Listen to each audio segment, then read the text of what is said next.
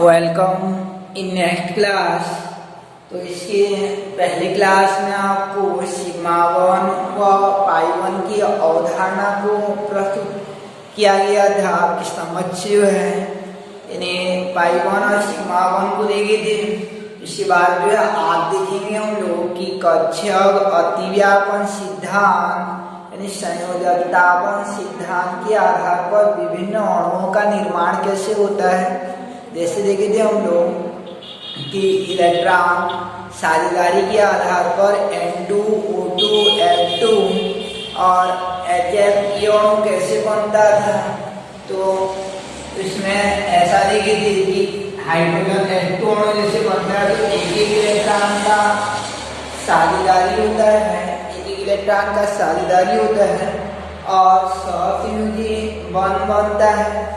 लेकिन आज जो कक्षक अतिव्यापन सिद्धांत के आधार पर देखेंगे कि कक्षक अतिव्यापन सिद्धांत के आधार पर किस प्रकार से विभिन्न अणुओं का निर्माण होता है। तो पहले देखते हम लोग H2 अणु का निर्माण, H2 अणु। तो कक्षक अतिव्यापन सिद्धांत के आधार पर H2 मॉलिक्यूल्स जो है कैसे बनता है, यानी H2 अणु कैसे बनता है। तो H2 में H परमाणु का इलेक्ट्रॉनिक विन्यास होता है आपका परमाणु क्रमांक 1 और इलेक्ट्रॉनिक विन्यास 1s1 होता है। तो 1s कक्षक में एक इलेक्ट्रॉन पाया जाता है। तो पहले परमाणु का 1s कक्षक लेते हैं और दूसरे परमाणु का 1s कक्षक लेते हैं। दोनों परमाणु का 1s कक्षक दोनों परस्पर अतिव्यापन करते हैं और उनमें उनके इलेक्ट्रॉनों का चक्रण विपरीत धारा से या विपरीत दिशा से आता है। तो इसी स्थिति में बन जाता है आपका 1s जो अतिव्यापन करेंगे। तो इसी स्थिति में दोनों अतिव्यापन करके आपस में जुड़ जाते हैं SS अतिव्यापन द्वारा और H2 अणु का निर्माण कर लेते हैं। ये पहला हाइड्रोजन हो जाता है और ये दूसरा हाइड्रोजन, दोनों परस्पर मिलकर H2 मॉलिक्यूल्स को फॉर्मेट कर देते हैं और इस प्रकार से H2 अणु का निर्माण हो जाता है। कक्षक अतिव्यापन सिद्धांत के आधार पर ये H2 अणु कि पहले हाइड्रोजन का 1s दूसरे हाइड्रोजन के 1s से संयोग करता है और दोनों जो परस्पर जुड़कर H यानी SS अतिव्यापन द्वारा जुड़कर H2 मॉलिक्यूल्स का फॉर्मेशन कर लेते हैं। इसी बात विचार देखते हम लोग HF अणु का निर्माण जो है।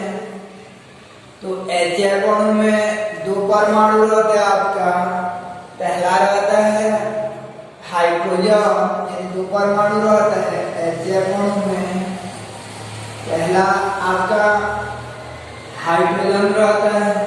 तो हाइड्रोजन का परमाणु क्रमांक 1 और इलेक्ट्रॉनिक विन्यास 1s1 हो जाता है और फ्लोरीन का परमाणु क्रमांक 9। तो इसका इलेक्ट्रॉनिक विन्यास होता है आपका 1s2 2s2 2p5 होता है।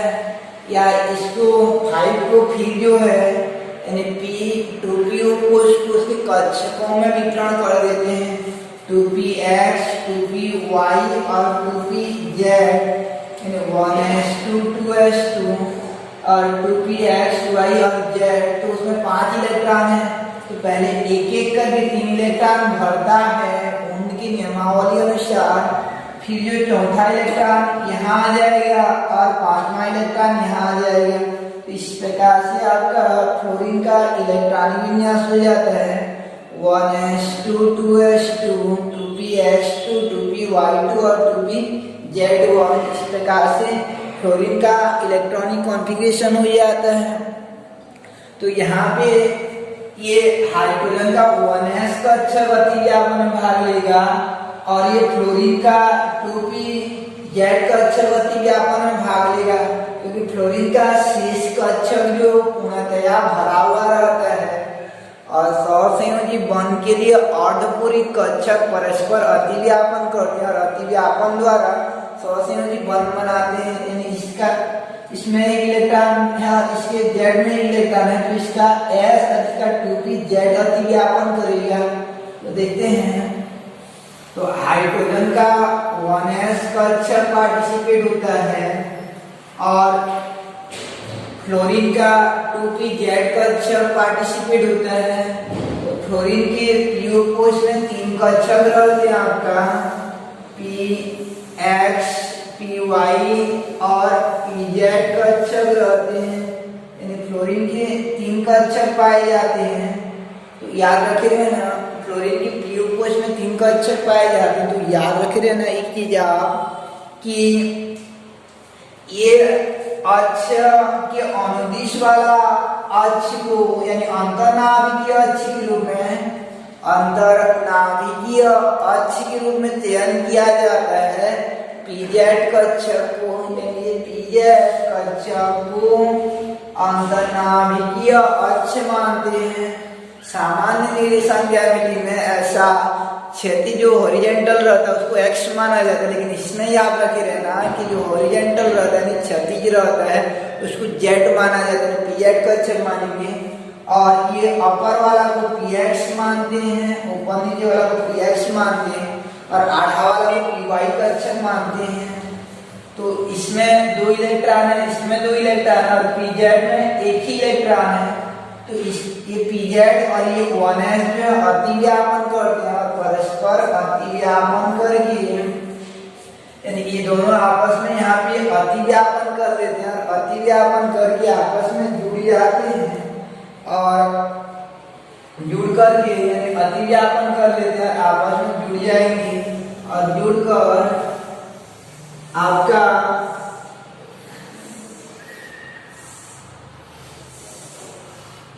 यानी यहाँ पे अतिव्यापन तो ये एस और इसका पीजेड पी भाग लिया है, तो यह एसपी अतिव्यापन के अंतर्गत आता है। और आपका ये एच और ये एफ परस्पर मिलकर एचएफ बॉन्ड का निर्माण कर लेते हैं, एचएफ बना लेते हैं। और इस अतिव्यापन के दौरान भी सीमा बंध बना रहता है। यहाँ पे एचएफ बॉन्ड के मध्य जो है सीमा बंध पाया जाता है और एचएफ बन जाता है। ऐसे ये ऐसे अतिव्यापन से भी आपका हाइड्रोजन और हाइड्रोजन के मध्य सीमा बंध बना रहता है और दोनों हाइड्रोजन परमाणु भी आपस में जुड़े रहते हैं। इस प्रकार कक्षक अतिव्यापन सिद्धांत के आधार पर ये 2 अणुओं का निर्माण हो गया आपका। पहला था H2 अणु का निर्माण जो है और दूसरा था आपका HF अणु का निर्माण। यानी दूसरा है आपका HF अणु का निर्माण। अगर H2 रहेगा तो दोनों समान टाइप का है, इसलिए जो है यानी केवल एक हाइड्रोजन का इलेक्ट्रॉन विन्यास करते, दोनों को करने की आवश्यकता नहीं, दोनों समान रहेगा। किंतु 2 हाइड्रोजन परमाणु भाग ले रहे हैं, दोनों का 1s किया जाता है, ऐसे अतिव्यापन करवाया जाता है, H2 अणु बनाया जाता है। जबकि HF में एक तो H और एक तो F पार्टिसिपेट हो रहा है, तो दोनों का इलेक्ट्रॉनिक विन्यास करेंगे। फिर कौन कौन सा कक्षक अतिव्यापन भाग लेगा उसको देखा जाएगा।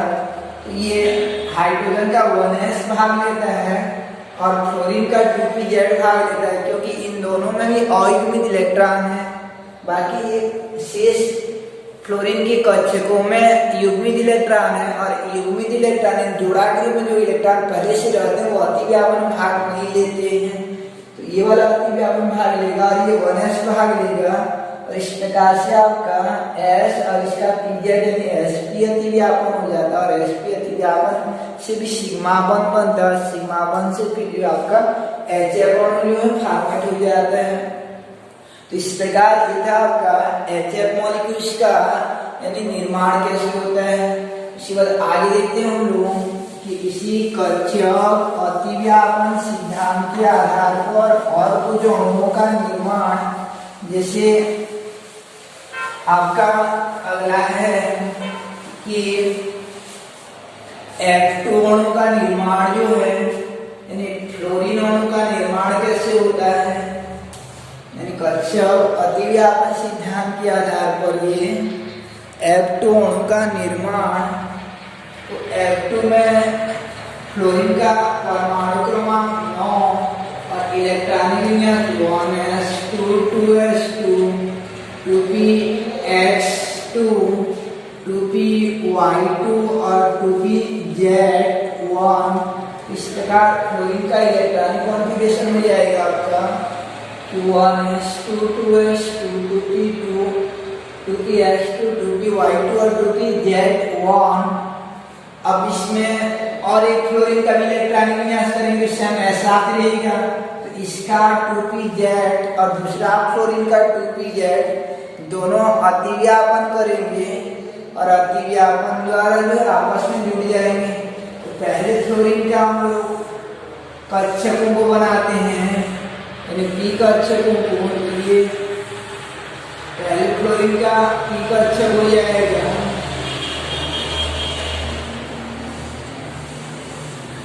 ये आपका pz कक्षक, ये py कक्षक और ये px कक्षक हो जाता है।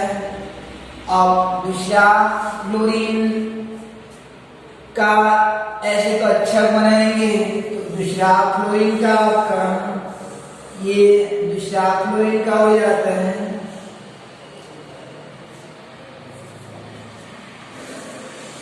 ये pz कक्षक, ये pz और ये वाला हो जाएगा आपका px और ये साइड वाला py कक्षक हो जाता है। py pz और px कक्षक दोनों परस्पर अतिव्यापन करेंगे और अतिव्यापन करके जो है इसका pz और इसका pz दोनों का pz अतिव्यापन होता है, यानी pp कक्षकों में अतिव्यापन होता है और pp कक्षकों में अतिव्यापन से, यानी pp कक्षकों में अतिव्यापन से, जैसे मैं इसको नीचे बना रहा हूँ तो आपका F2 अणु का निर्माण हो जाता है। ये पहले फ्लोरीन का pz और ये दूसरे फ्लोरीन का pz दोनों परस्पर अतिव्यापन करते हैं और शेष कक्षक जो अतिव्यापन में पार्टिसिपेट नहीं होते हैं, ये px और py जो है। और इस प्रकार से आपका ये pz यानी यहाँ पे अतिव्यापन होता है, pp अतिव्यापन हो जाता है और pp अतिव्यापन से ये फ्लोरीन अणु का निर्माण हो जाता है। F और F जो है आपस में ये pp अतिव्यापन हो रहा है, यानी pp ओवरलैपिंग हो रहा है और pp अतिव्यापन से फिर जो है आपका यानी ये F और ये F भाग लिया था तो F भाग ले जाते हैं और F2 अणु का निर्माण कर लेते हैं, क्योंकि F का निर्माण जो है pp अच्छी अतिव्यापन के द्वारा होता है। F2 अणु का निर्माण जो pp अच्छी अतिव्यापन के फलस्वरूप होता है, इसलिए बनने वाला बंध को सिग्मा बंध कहा जाता है और आपका F2 अणु का निर्माण हो जाता है, F2 फॉर्मेट हो जाता है। इस प्रकार एक कक्षक अतिव्यापन सिद्धांत के आधार पर F2 अणु का निर्माण हो जाता है। यानी F2 अणु के लिए दोनों का p कक्षक भाग लेगा pz और दोनों अच्छी अतिव्यापन करते हैं और अच्छी अतिव्यापन करके जो है फिर F2 अणु का निर्माण कर लेते हैं। इसके बाद देखते हैं आगे कि O2 अणु का निर्माण कैसे होता है। कक्षक अतिव्यापन सिद्धांत के आधार पर O2 अणु का निर्माण, तो O2 अणु तो ये कैसे बनेगा, तो O का परमाणु क्रमांक 8 और इलेक्ट्रॉनिक विन्यास 1s2 2s2 2p x 2py और 2pz। तो p में 4 होता है 1s2 2s2 2p4, तो एक एक करके डालेंगे तीन चौथा फिर x में आएगा तो ये 2 होगा, ये 1 1 होगा। ऐसा और एक ऑक्सीजन का करेंगे तो इसका भी ऐसा ही इलेक्ट्रॉनिक विन्यास में और एक ऑक्सीजन परमाणु का करेंगे तो इसका भी 1s2 2s2 2p(x2), 2p(y1) और 2p(z1), तो इसको दूसरा करने की आवश्यकता नहीं होती, अपने समझने के लिए कर सकते हैं। तो इसमें आपका ये पहला ऑक्सीजन का 2p(y) और 2p(z) में एक एक इलेक्ट्रॉन है। ये जैसे 2p का चल रहा था आपका 2px, 2py और 2pz, तो इसमें एक एक इलेक्ट्रॉन है y और z में, और दूसरा ऑक्सीजन के भी y और z में एक एक इलेक्ट्रॉन रहता है। तो ये पहला ऑक्सीजन के लिए हो जाता है, इससे हमेशा ठीक होगा। ये दूसरा ऑक्सीजन के लिए हो जाएगा। अब इसका पहला ऑक्सीजन का pz और दूसरा ऑक्सीजन का pz दोनों अच्छी अतिव्यापन कर लेते हैं और आपस में सीमा बंध द्वारा जुड़ जाते हैं, यानी परस्पर अच्छी अतिव्यापन कर लेते हैं और आपस में जो है सीमा बंध द्वारा जुड़ जाते हैं। रही बात ये py और py कैसे करेंगे, py और py जो है यानी z वाले अच्छी अतिव्यापन कर लेते हैं, तो उस दौरान जो y वाले जो है अब अक्ष के अंदिश नहीं मिल पाएंगे। ये दोनों जो है यानी एक ही अक्ष में आना संभव नहीं होता है, तो ये दोनों पार्श्ववर्ती अतिव्यापन कर लेते हैं, साइड वाइज ओवरलैपिंग कर लेते हैं, यानी ऊपर नीचे थोड़ा थोड़ा टच कर लेते हैं ऐसे ऐसे। तो उसको चित्र में दूर दूर रहता है कि वास्तव में उतना दूर दूर नहीं रहते हैं। y वाले ऐसे टच कर लेते हैं, z वाले ऐसे टच कर रहे हैं अक्ष में, तो y वाले ऐसे ऊपर नीचे स्पर्श कर लेते हैं। तो इनको चित्र में इस प्रकार से दर्शाया जाता है। ये y से पार्श्ववर्ती अतिव्यापन कर लेता है, यानी y जो पार्श्ववर्ती अतिव्यापन कर लेते हैं, ऊपर नीचे थोड़ा थोड़ा टच कर लेते हैं, और पार्श्ववर्ती अतिव्यापन से जो है यानी कि z कक्षक और z कक्षक जो अच्छी अतिव्यापन द्वारा जुड़ जाते हैं, pp अच्छी अतिव्यापन द्वारा, और y जो है वो पार्श्ववर्ती अतिव्यापन द्वारा जुड़ जाते हैं और अच्छी अतिव्यापन सिग्मा बंध बनता है। तो ये पार्श्ववर्ती अतिव्यापन से पाई बंध बन जाता है, पार्श्ववर्ती अतिव्यापन से जो पाई बंध का निर्माण हो जाता है। तो ऊपर नीचे टच किए हैं तो याद रखना दो बंद नहीं है, एक ही बंद है, ऊपर नीचे टच होना एक ही बंद है वो जो है। और इस प्रकार से O और O के बीच क्या हो जाता है आपका, ये O और O जो है इनके बीच जो है यानी डबल बंद बन जाता है, एक तो सिग्मा बंद रहता है, एक तो पाई बंद रहता है, O2 बंध का निर्माण हो जाता है। इस प्रकार ये कक्षक अतिव्यापन सिद्धांत के आधार पर O2 बंध का निर्माण हो गया। इसमें z भी अतिव्यापन भाग लेता है और y भी अतिव्यापन भाग लेता है। z जो अच्छी अतिव्यापन करेगा तो आपका यानी z जो अच्छी अतिव्यापन करेगा तो y जो है वह पार्श्ववर्ती अतिव्यापन करता है। ऐसे N2 अणु का निर्माण देखेंगे हम लोग, तो N2 अणु में ये N का परमाणु क्रमांक 7 और इलेक्ट्रॉनिक 1s2 2s2 2p3 होता है। तीनों x y z में एक एक इलेक्ट्रॉन रहेगा। नाइट्रोजन का 1s2 2s2 2p x y z 1 एक एक इलेक्ट्रॉन रहता है। अब जो है इसमें ये तीनों अतिव्यापन भाग लेंगे और 3 ठो बंध बनाएंगे। यानी याद रखे ना कि किसी परमाणु के अंतिम कोश में जितना अयुग्मित इलेक्ट्रॉन होता है वो उतना ठो बंध बना सकता है। जैसे आपका फ्लोरीन के अंतिम में एक इलेक्ट्रॉन होता है या हाइड्रोजन के अंतिम में एक इलेक्ट्रॉन होता है तो एक ही तो बंध बनाता है, एकल बंध बनाता है। ऑक्सीजन के अंतिम में 2 हो जाता है तो 2 ठो बंध बना सकता है, एक एक करके 2 ठो बंध बना सकता है, या डबल बंध करके 2 ठो बंध बना सकता है। जैसे हम लोग H2O वाला लेके थे एक बार, तो ये वो क्या कर सकता है, दोनों साइड से 2 ठो एकल बंध बना सकता है, या किसी के साथ या अपने ही साथ जो है डबल बंध बना सकता है एक साथ जो है। तो जिसके पास 2 ठो अयुग्मित इलेक्ट्रॉन होते हैं 2 ठो मैक्सिमम बंध बना सकते हैं। नाइट्रोजन के पास 3 ठो अयुग्मित इलेक्ट्रॉन है तो 3 ठो बंध बनाता है। तो पहले हम लोग N2 का देख रहे हैं, तो पहले N में 3 ठो अयुग्मित इलेक्ट्रॉन है, px py और z में है। दूसरे में भी सेम है, तो इसमें z वाला अच्छी अतिव्यापन कर लेते हैं, y वाला भी अच्छी अतिव्यापन कर लेते हैं। रही बात एक्स वाला बचे रहते तो एक्स वाला भी क्या हो जाता है आपका, इसमें पार्श्वतीय अतिव्यापन कर लेता है, यानी 2 पाई बॉन्ड बनता है। ये जेड वाला भी आपका, सॉरी एक्स वाला भी, वह भी पार्श्वतीय अतिव्यापन कर लेता है, पाई बॉन्ड का निर्माण कर लेता है। पार्श्वतीय अतिव्यापन करके पाई बॉन्ड का निर्माण कर लेता है।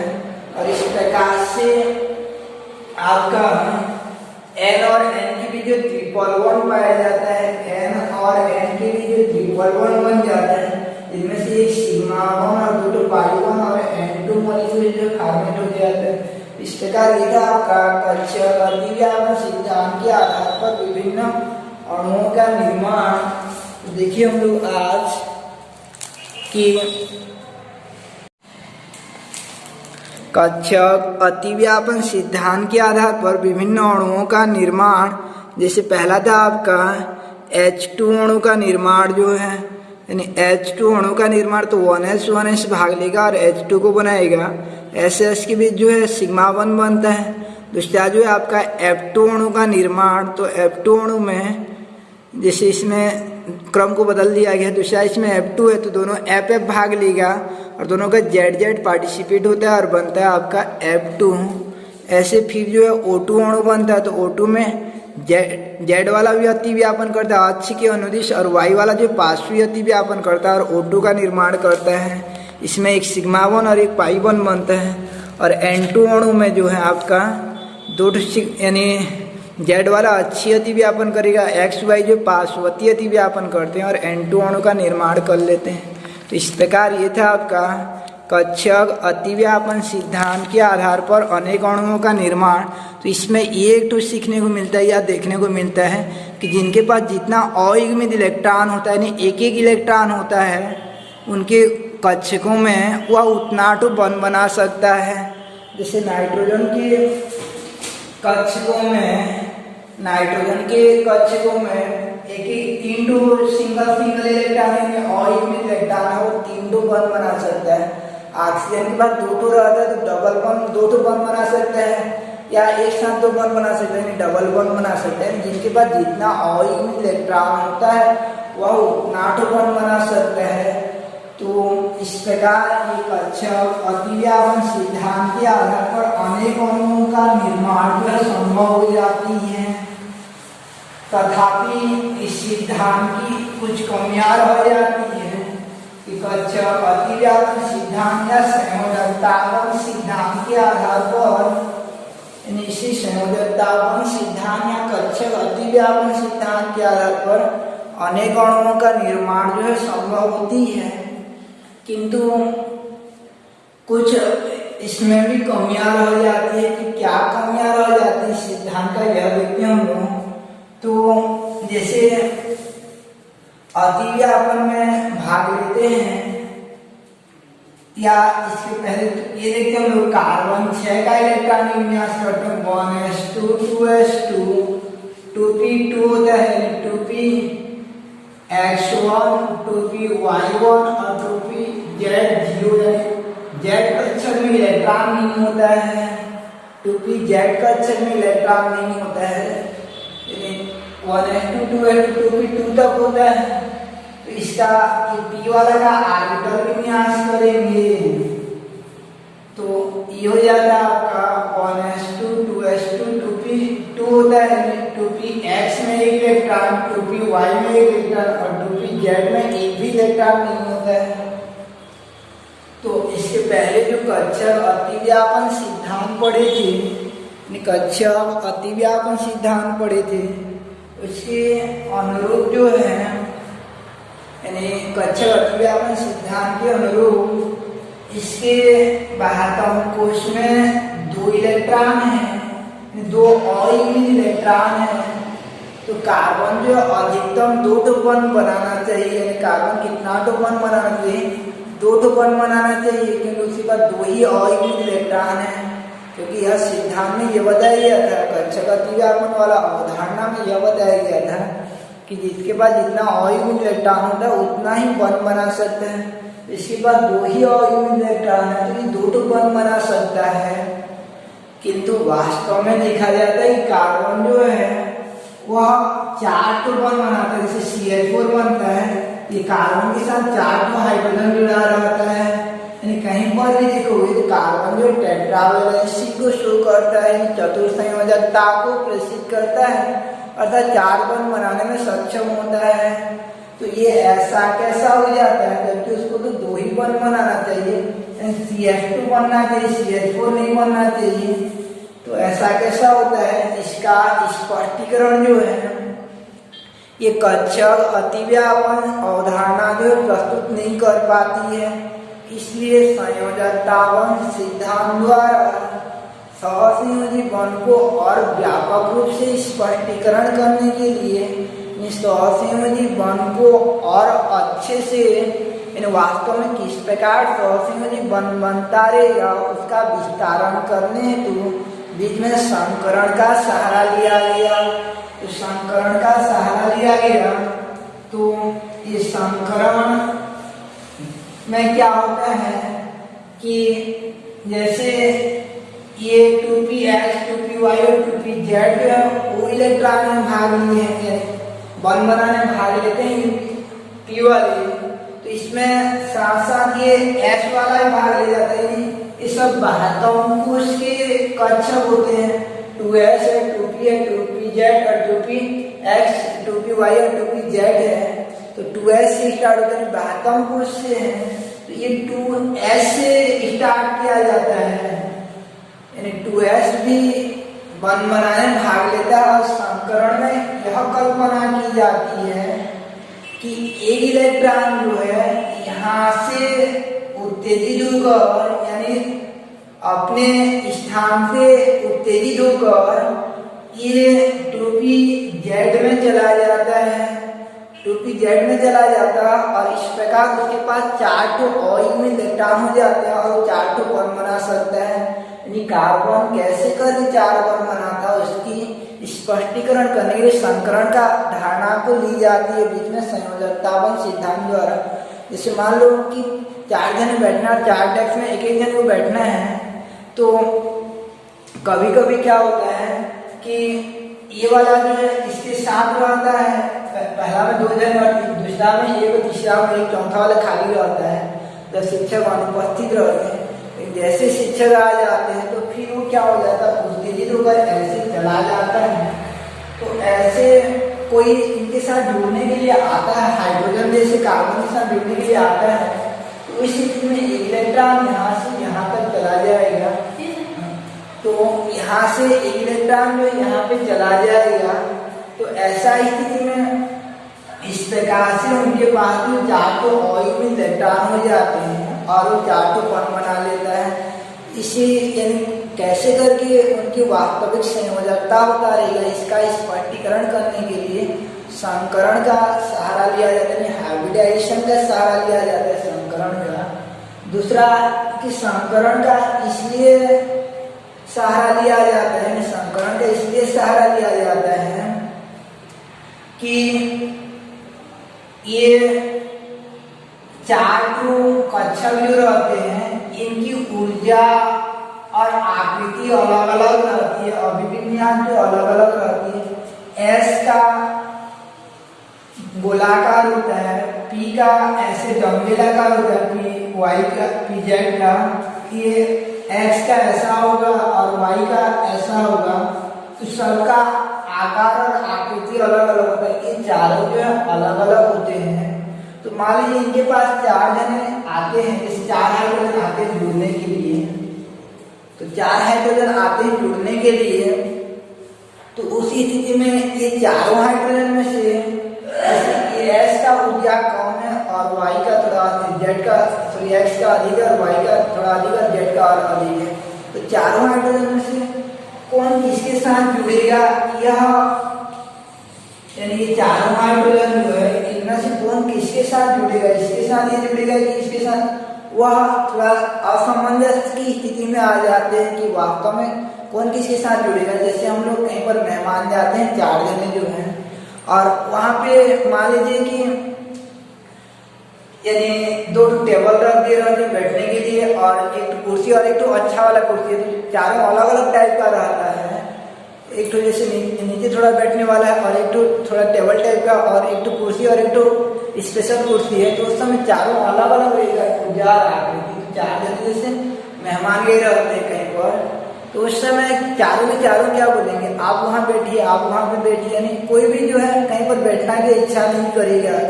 इसलिए क्या करते हैं, घर वाले जैसे मेहमान आने वाले रहते हैं, चार जने आते हैं, ये सूचना मिलने पर समान कुर्सी और समान ऊर्जा और आकार वाला कुर्सी में बदल दिए रहते हैं। तो ऐसे जो है ये चारों कक्षा में परस्पर मिल जाते हैं और समान ऊर्जा और आकृति वाला नया कक्षक में बदल जाते हैं। तो नया कक्षकों में बदलने की ये प्रक्रिया को संकरण कहा जाता है। यानी संकरण की आवश्यकता क्यों पड़ेगी, इसका दो कारण हो जाता है आपका।